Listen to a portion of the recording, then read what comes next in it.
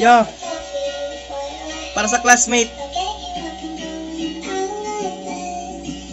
Hoy classmate, kaklase, chitmate, kaibigan ka mag-aral. Ito aking pamamaalam sa inyo'y napamahal, kasi mamimiss ko kayo lahat-lahat sa inyo. Sugod sa unang pagsasama hanggang doon sa dulo, kasi kayo'y parte ko, may pagsasama tayo sa lungkot at saya. Bagsak pa sa kayo'y mamimiss ko, nakakamiss kaklaseng. Grupo-grupo ang dating, merong mama, papa, atit, kuya, bunso pang dating. Hingi-hingi ng papel, crosswise, lengthwise na papel. At kung buong ibibigay, didilaan ang papel.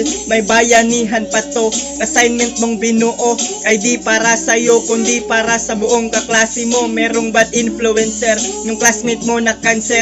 Yayayain kang mag-inom, magkating, mag-computer. At yung good influencer, matitinot di cancer. Sa kanila'y sasama kay kulkat, di ka bagsak sir. Merong gustong pumapel, sip-sip sila kay ma'am sir. Lakas-lakas na magsumbong, parang hindi siya cheater.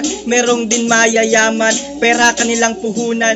Assignment project ipapagawa't ikaw ay babayaran. Meron ding puro kantin, di tataba puro kain. Merong feeling gangsta, flip top reggae sa cellphone madami. Merong puro pasimple, basta pasa ay okay. Merong puro laro, puro Wattpad at kung ano-ano, yan ang aking kaklase. Katangi ay madami, pero pag may exam isa kamit, di ka mahuhuli. Kung may problema ka man, ikaw ay dadamayan. At kung birthday naman, invite ka lang, ikay dadaluhan. Isang seksyong nabuo ng di magkakilalang tao.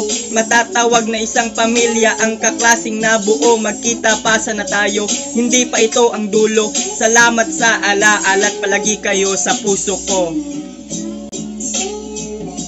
Too long, don't go to bed. Cup of coffee for your head.